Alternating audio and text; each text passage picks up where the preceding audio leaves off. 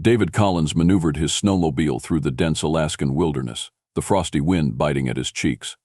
His eyes were fixed on the scanner mounted on the dashboard, which intermittently beeped, indicating something out of the ordinary in this secluded part of the world. "Come on. What are you trying to tell me?" he muttered, adjusting the dials in an attempt to get a clearer signal.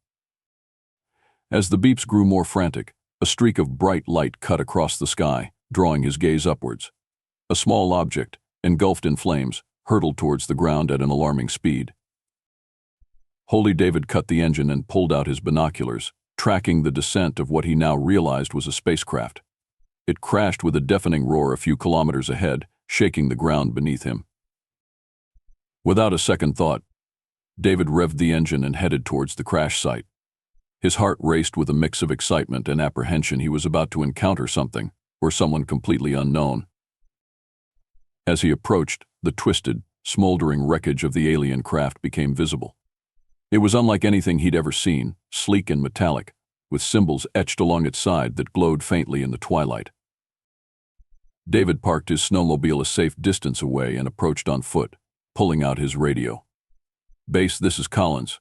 I need emergency services at my location, pronto. We've got a situation here." He rounded the side of the spacecraft, his boots crunching in the snow. Suddenly, a movement caught his eye. A figure stumbled out of the wreckage, collapsing in the snow. It was a girl, with skin shimmering like the night sky and eyes that glowed a soft violet. "Hey, are you okay?" David rushed over, his previous training as a medic kicking in. He checked for injuries, relieved to find her conscious, though clearly in shock. The girl looked up at him, her gaze piercing. "Please, help me," she said in a voice that resonated with a strange melody. "I'm here to help. Don't worry." "What's your name?" David asked, supporting her to sit up. "I'm Alira," she replied, her voice trembling. "I had to escape. I was followed, but I think I lost them." David glanced around nervously. "Who's following you? Are you in danger?" "Not anymore, I think. But we might be if they find me here." Alira's eyes darted around, taking in her surroundings. "Let's get you somewhere safe first, then we can sort out the rest." David helped her up, noticing her cautious reliance on him.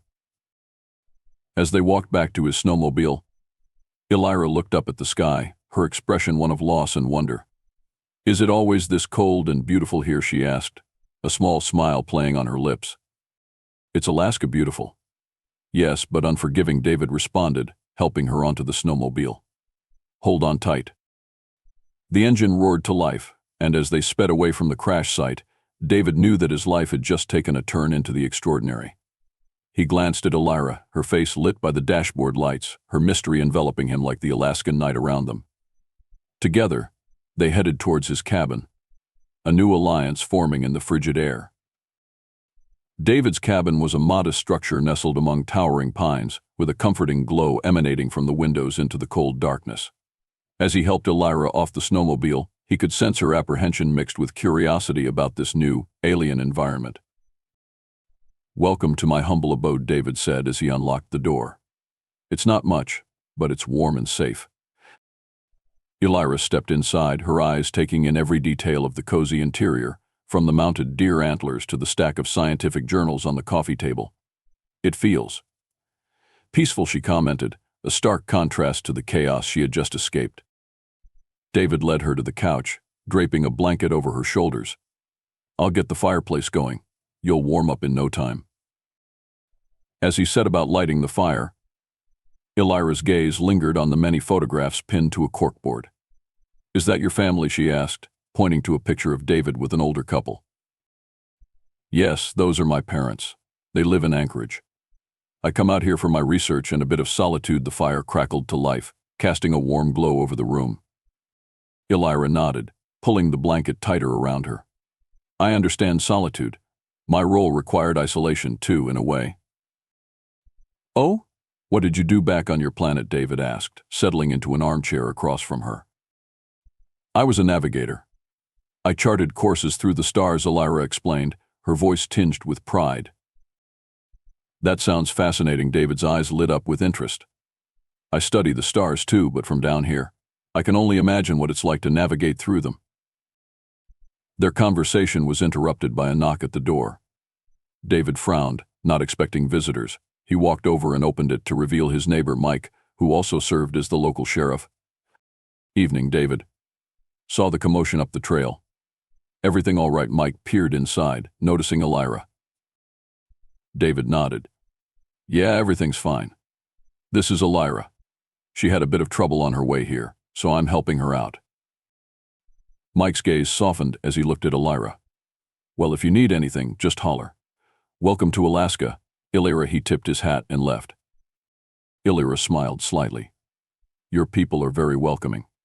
"They are," David agreed. "Mike's a good guy. Keeps an eye out for everyone around here." He returned to his seat, eager to continue their earlier discussion. "You must have some incredible stories from your travels in space. What's it like navigating between stars?"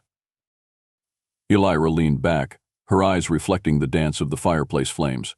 "It's both exhilarating and terrifying. Space is vast and beautiful, but it's also full of dangers that you can't always predict." David was captivated by her description. "It must require a lot of skill and courage." "It does," Elira said, a hint of sadness in her voice. "But sometimes things go wrong, no matter how skilled you are." The room fell silent for a moment, the only sound the crackling of the fire.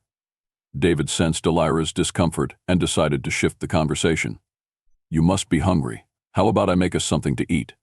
Ever tried moose stew?" Elira looked puzzled. "Moose? It's a local delicacy." "Let's just say it's an experience." David stood and headed to the kitchen. Elira followed him, intrigued. "I'd like to try this moose stew." As David prepared the meal, Elira sat at the kitchen counter, watching his every move. Is cooking a common skill among Earthmen? David laughed. "I can't speak for all Earthmen, but I enjoy it. It's relaxing." They continued talking about Earth cuisines and customs, with Elira sharing amusing anecdotes about food from her planet. The evening passed with shared laughter and stories, bridging the gap between their worlds one meal at a time. The morning light filtered through the frosted windows, casting a soft glow over the kitchen where David was busy preparing breakfast. The aroma of coffee filled the air, mingling with the scent of pancakes and bacon. Elira entered the kitchen, her eyes drawn to the bustling activity. "Good morning," David greeted without turning, focusing on flipping a pancake. "Hope you're ready for a traditional Earth breakfast." Elira smiled, her curiosity piqued. "It smells wonderful. Can I help with anything?" David nodded towards a bowl of fruit on the counter. "Maybe you could help by slicing some of those for us." As they prepared breakfast together, the easy camaraderie from the previous night resumed. David handed Elira a knife and a cutting board, showing her how to slice the fruit. "So, what's the first thing you noticed about Earth that was different from your world?" David asked, breaking the morning quietude. Elira thought for a moment, her hands skillfully moving as she sliced. "The air. It's crisper here, cleaner. My world was more industrial. That's one of the perks of living out here, away from big cities. You get the best air quality," David remarked, placing a stack of pancakes on the plates. They sat down to eat, and Elira tried her first bite of pancake, her face lighting up. "This is delicious." David laughed. "Glad you like it. Food's a big part of human culture. Each region has its own specialties." Elira, intrigued, leaned in. "What other dishes are popular around here?" "Oh, lots of seafood, berries, game meats like deer and moose. Alaska's cuisine is as rugged as its landscape," David explained, eager to share more about his world. Their conversation shifted to more practical matters as they cleared the dishes. "What do you plan to do next? I mean, now that you're here on Earth," David asked, his tone a mix of concern and curiosity. Elira's expression turned serious. "I need to find a way to contact my people, let them know I'm safe.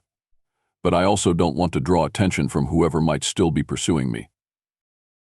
David nodded, understanding the gravity of her situation.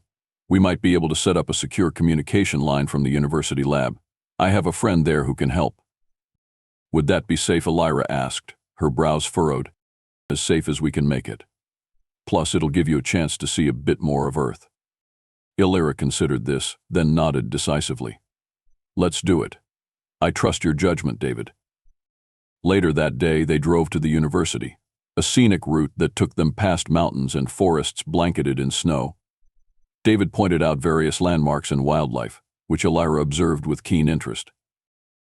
Upon reaching the university, David introduced Elira to his friend, Professor Liam Henley, an expert in astrophysics.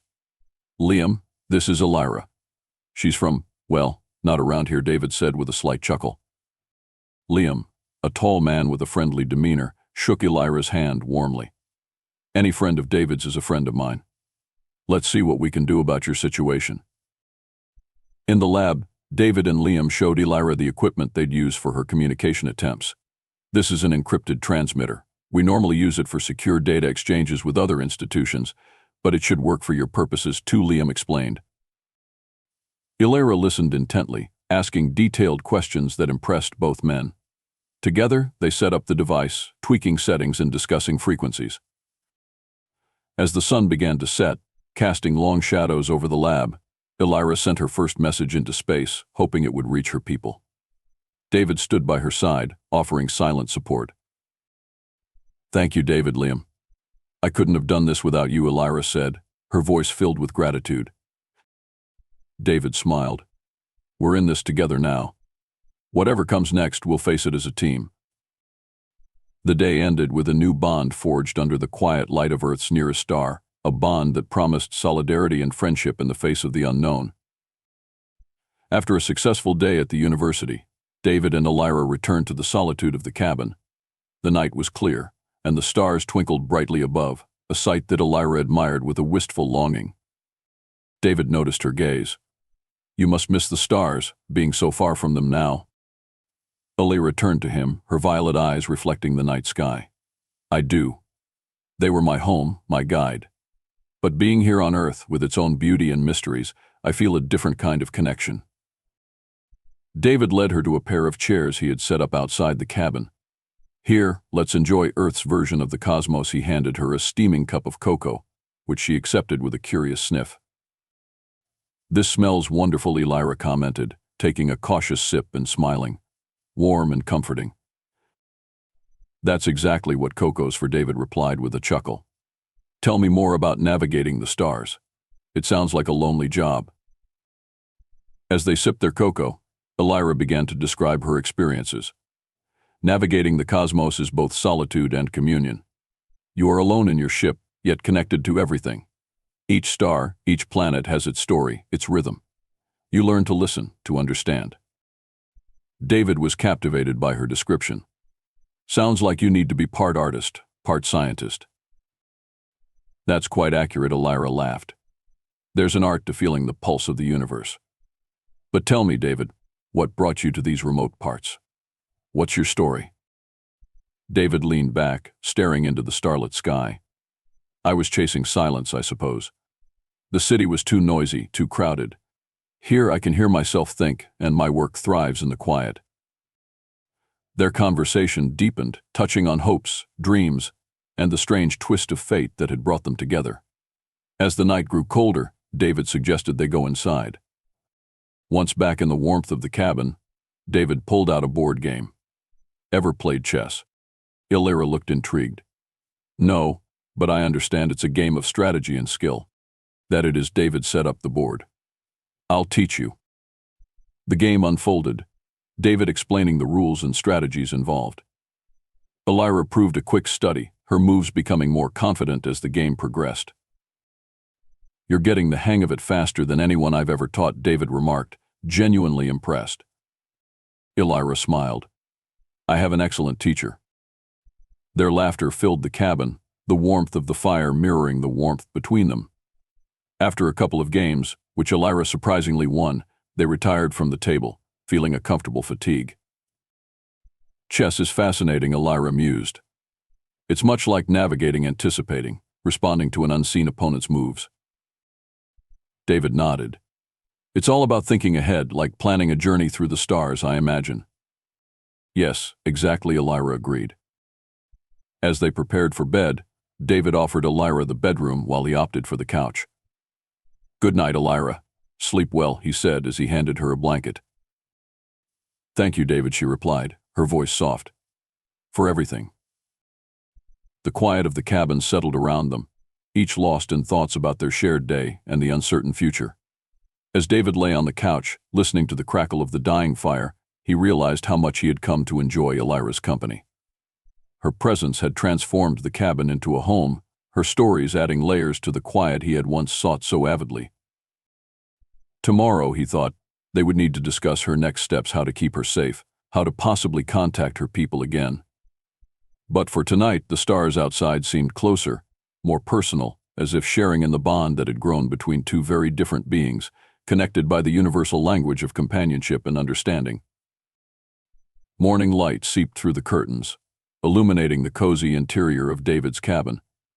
He was already up, sitting at the kitchen table with a mug of coffee, planning their day. Elira emerged from the bedroom, stretching lightly. "Good morning, David. Did you sleep well?" she asked, moving to join him at the table. "Morning, Elira. I did, thanks." Coffee. He pushed a mug toward her and poured some from the pot. "Yes, please." She accepted the mug, warming her hands against its heat. "What's on the agenda for today?" David took a sip of his coffee before answering. "I thought we could go into town. There's a small market on Saturdays. It could be good to stock up on supplies, and maybe you'd like to see more of Earth life." Elira nodded, a slight apprehension visible in her expression. "I would like that, to see more of your world." They dressed warmly and headed out. The drive to town was quiet, with David pointing out landmarks and explaining a bit about Alaskan history. Elira listened intently, her gaze soaking in the snowy landscapes. Once in town, they strolled through the bustling market. David introduced Elira as a friend visiting from out of state, simplifying her otherworldly origin. They sampled local delicacies and inspected handcrafted goods. David noticed Elira's fascination with a stall selling handmade jewelry. "These are beautiful," Elira remarked, examining a necklace with intricate beadwork. "They're made by a local artist," David explained. "Each piece is unique." Elira chose a necklace, turning to David. "Could we buy this?" Of course, David smiled, pleased to see her enjoying herself. He paid for the necklace, and Elira wore it proudly. As they continued through the market, their conversation turned to more personal subjects. "David, what made you choose to study biology?" Elira asked, looking at a stall of exotic plants. "I've always been fascinated by life in all its forms," David responded. "Earth is teeming with diverse species. Each one plays a part in the ecosystem. What about you? Was navigation your first choice?" Elira hesitated, her eyes fixed on a plant with vibrant flowers. "I was trained in navigation from a young age. It's a role passed down in my family. But I've always been curious about other paths like science or art." David nodded, understanding the weight of family expectations. It's never too late to explore those interests. They bought some of the plants, and David promised to help Elira start a small garden back at the cabin. The rest of the day passed with light-hearted ease, the market's cheerful noise a pleasant backdrop to their deepening friendship. Back at the cabin, they planted the new additions in small pots. Elira was quick to learn, her hands gentle with the fragile plants. "Thank you, David, for helping me with this," Elira said, patting down the soil around a plant. "It's my pleasure," David replied. "It's nice to share something I love with someone who appreciates it." As the day turned to evening, they prepared dinner together, their movements around the kitchen synchronized and fluid. Over the meal, their conversation drifted to possibilities of the future. "Elira, have you thought about what you'll do if you can't go back?" David asked, a cautious note in his tone. Elira paused, her fork midway to her mouth. "I have, a little. I'm starting to feel less out of place here. Thanks to you, maybe I could make a life on Earth." David smiled, encouraged by her adaptability. "You'd have a friend in me, that's for sure." As night fell, they cleaned up and settled by the fire. The warmth of the blaze echoed the warmth between them, a testament to the unexpected but profound connection they had forged. "Today was a good day," Elira murmured, looking into the fire. It was, David agreed. "Many more to come, I hope." In the flickering light, they shared stories of stars and Earth, of dreams deferred and newly discovered hopes. It was a new chapter for both of them, in a story still unfolding under the vast, star-filled sky. The crisp morning air was filled with the soft sounds of nature as David and Elira stepped outside the cabin, ready for a day in the wilderness. David had planned a hike to a nearby lake, thinking it would be a perfect way to show Elira more of Earth's natural beauty. Ready to explore, David asked, handing Elira a backpack. Absolutely, Elira replied, adjusting the straps on her shoulders. I'm eager to see more of your world. They set off, following a trail that wound through towering trees and over small, babbling brooks. David pointed out various plant species and explained their roles in the local ecosystem. Elira listened intently, asking thoughtful questions that reflected her deep curiosity. On my planet, we have a plant that can change its color based on the temperature, Elira shared, examining a fern by the path. That's fascinating, David responded, intrigued. Plants here usually change colors with the seasons, not temperature. Nature really is diverse across the universe. As they reached the lake, the sight took Elira's breath away. The water was a clear blue, reflecting the surrounding mountains like a giant mirror. They sat down on a rocky outcrop, taking in the view. This is beautiful, David, Elira said, her eyes wide with wonder. Thank you for bringing me here. It's one of my favorite spots. I come here when I need to think or just escape for a while, David explained, pulling out sandwiches from the backpack. They ate in companionable silence, occasionally throwing breadcrumbs to a group of ducks nearby. After lunch, David suggested they try their hand at fishing, another Earth activity he hoped Elira would enjoy.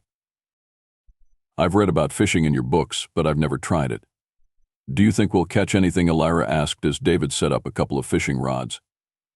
It's possible, though it's more about the experience, just relaxing and enjoying the moment, David said, handing her a rod.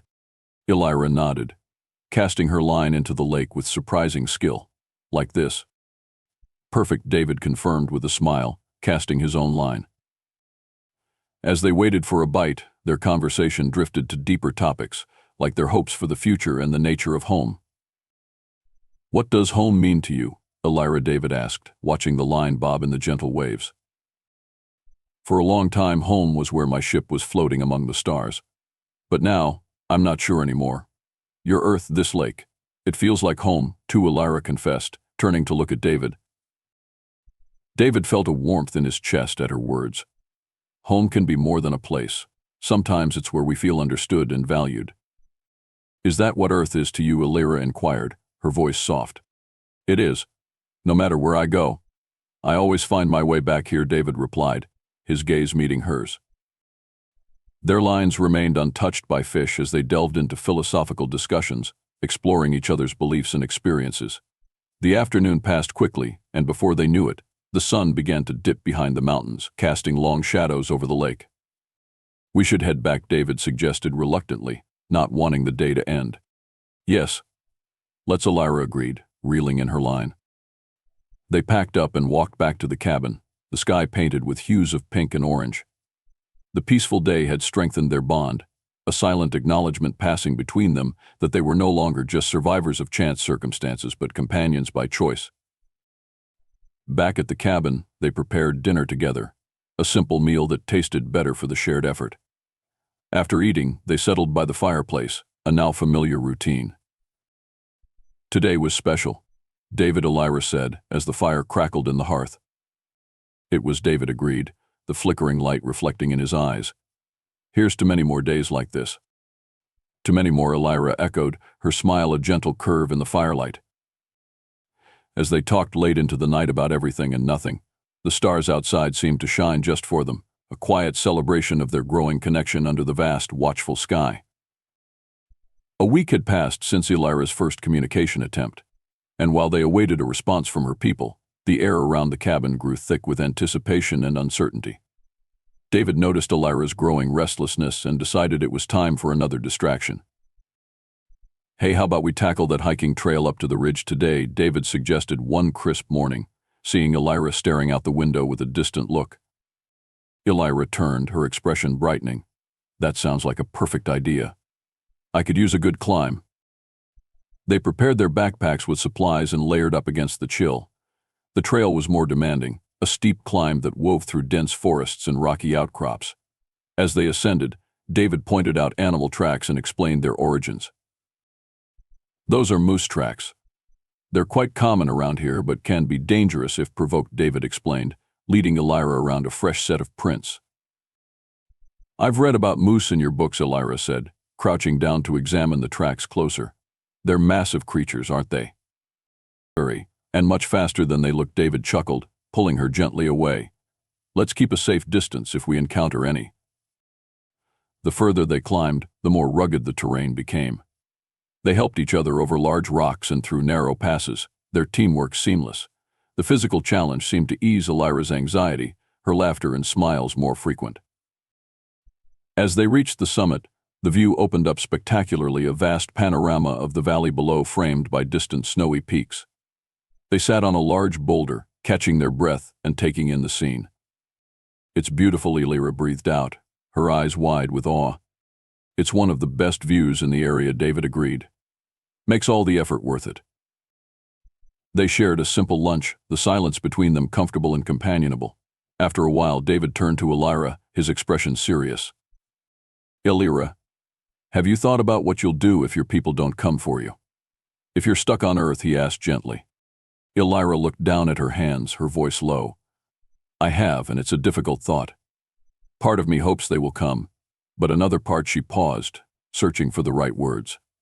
"Another part of me is scared to go back to what I left behind." David nodded, understanding her conflict.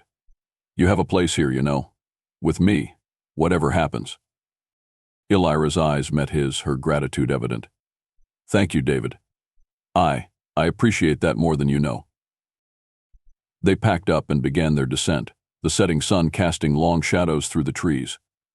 The conversation shifted to lighter topics, but the weight of Elira's decision lingered between them.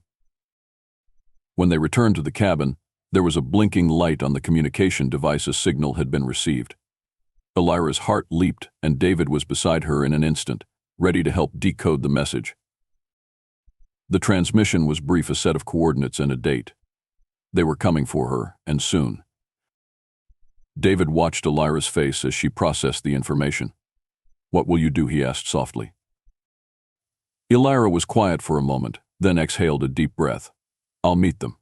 I have to know if there's a place for me with them after all that's happened. And I'll be with you every step of the way," David promised, his voice firm. Elira smiled, squeezing his hand. "I'd expect nothing less." They spent the rest of the evening making plans, the cabin filled with a bittersweet energy.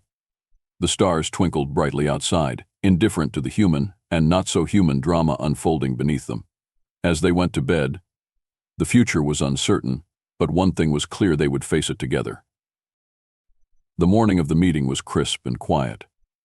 David and Elira packed the truck silently, each lost in their own thoughts about what the day might bring. As they drove towards the coordinates provided in the message, Elira fiddled nervously with the necklace she'd bought at the market. "You don't have to do this alone, you know. I'm right here with you," David reassured her, glancing over briefly before returning his eyes to the road. Elira gave him a small smile. "I know, David. I can't tell you how much that means to me." They arrived at the designated spot, a secluded clearing far from prying eyes. They got out of the truck and set up a small camp to wait. David unloaded some chairs and a cooler, trying to make the environment as comfortable as possible under the circumstances. As they waited, David turned to Elira. "No matter what happens, we've made some incredible memories, haven't we?" Elira nodded, looking around at the earthly landscape that had become dear to her. "We have. I never thought I'd feel at home on another planet." Their conversation drifted to their favorite memories: their first meeting, the day at the market, nights spent by the fireplace sharing stories and laughter. Each memory was a bittersweet reminder of the bond they'd formed, a bond that was about to be tested. Suddenly, a soft whirring sound broke their reminiscence. They stood up, watching as a small spacecraft descended into the clearing. It landed gently on the grass, a few meters away from where David and Elira stood. The hatch opened, and two figures emerged, their features similar to Elira's. Elira took a deep breath and stepped forward. David stayed close behind, his presence a silent pillar of support. One of the figures, clearly a leader, stepped forward to greet Elira. Their conversation was quiet but intense, with Elira explaining her time on Earth and the circumstances of her arrival. The aliens listened intently, nodding occasionally. David watched, feeling a mix of pride and sadness. Elira had grown so much since their first encounter. She was no longer the lost alien girl who had crashed near his cabin. Now, she stood confident and self-assured, a testament to her incredible journey. After a long discussion, Elira turned back to David, her eyes glistening. "They've offered me a place with them, to return to my people." David swallowed the lump in his throat. "And what did you say?" "I told them I need a moment to decide," Elira replied, her voice trembling slightly. David reached out and took her hand. "Elira, whatever you choose, I want you to be happy. That's all that's ever mattered." Elira squeezed his hand, tears now freely rolling down her cheeks. "I want to stay, David. With you, but I also need to go back and help rebuild what was lost. My people need me." David nodded, understanding her decision. "I know, and I'm so proud of you." They embraced tightly, neither wanting to let go. After a moment, Elira stepped back and wiped her tears. She turned to her people, nodding decisively. She then faced David again, her expression one of resolve mixed with sadness. "I will come back for you," she promised. "I'll be waiting," David replied, his voice steady despite the pain in his heart. Elira walked back to the spacecraft, turning one last time to smile at David before disappearing inside. The ship lifted off, ascending into the sky until it was nothing more than a speck against the vast blue. David stood in the clearing long after the ship had vanished, the silence enveloping him. He felt the weight of her absence, but beneath that, a deep, unshakable hope stirred within him. One day, he thought, they'd be together again. Until then, he'd hold on to the memories of their time together, each one a precious reminder of their incredible journey. The stars above seemed to nod in agreement, a silent promise hanging in the crisp air.